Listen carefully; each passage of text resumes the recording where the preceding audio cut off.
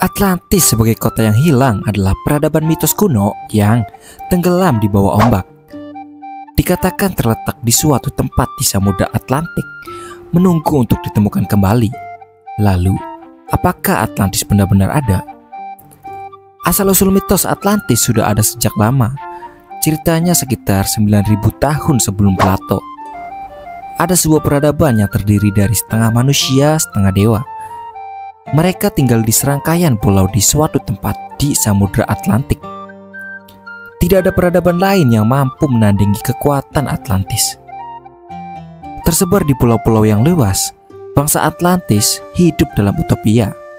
Kecuali satu hal, penduduknya yang dipenuhi kekuasaan dan kekayaan lalai menghormati para dewa. Bangsa Atlantis menjadi tidak bermoral, serakah, dan sombong. Karena kesombongan dan keangkuhannya, mereka memutuskan untuk menyerang kota-kota di Eropa dan Asia, mengirimkan pasukan untuk menaklukkan penduduk di wilayah Mediterania. Namun ketika mereka menyerang Athena, Atlantis tiba-tiba menemui tandingannya. Athena berhasil mengalau serangan Atlantis dan kemudian membebaskan bangsa lain di Eropa dan Afrika Utara. Dikatakan bahwa wilayah lautan tempat Atlantis pernah berada tetap tidak dapat dilewati karena runtuhnya kerajaan Atlantis. Selain beberapa lapisan puing, peradaban yang dulunya besar telah sepenuhnya terhapus dari keberadaannya.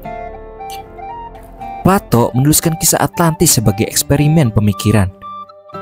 Plato bukanlah seorang sejarawan, jadi dia tidak menggambarkan kejadian sebenarnya. Dia menyebutkan bahwa dia ingin membayangkan kotanya dalam dialog antara Socrates dan para pengikutnya. Disajikan 3 negara kota fiksi yang masing-masing dapat dibandingkan dengan Athena pada zaman Plato. Salah satu negara kota tersebut adalah Atlantis.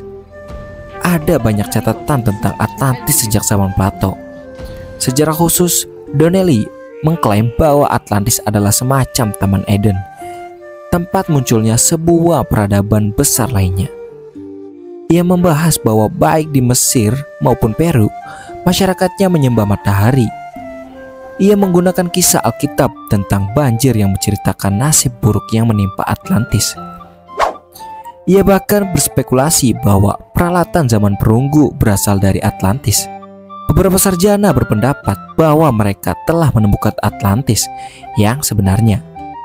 Setidaknya peradaban yang mengilhami Plato untuk menciptakan peradaban fiksi.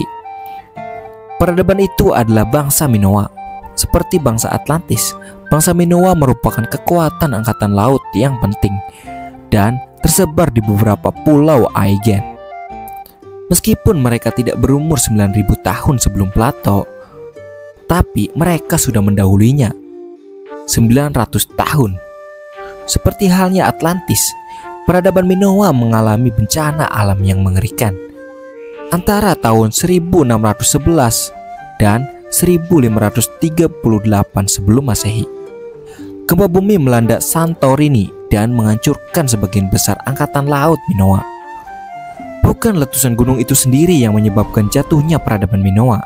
Hal ini sebagian besar disebabkan oleh keruntuhan ekonomi yang baru terjadi pada abad ke-15 Masehi. Sebagai penutup video ini, meskipun banyak pencarian dan spekulasi telah dilakukan, hingga saat ini belum ada bukti konkret yang mampu membuktikan keberadaan Atlantis dan mendukung teori Plato. Atlantis tetap menjadi misteri yang memikat dan menyimpan banyak pertanyaan tanpa jawaban. Apakah ini hanya mitos? Kisah sejarah yang hilang atau pesan moral dari masa lalu? Hal tersebut masih menjadi subjek dan penelitian yang menarik dalam dunia sejarah dan arkeologi.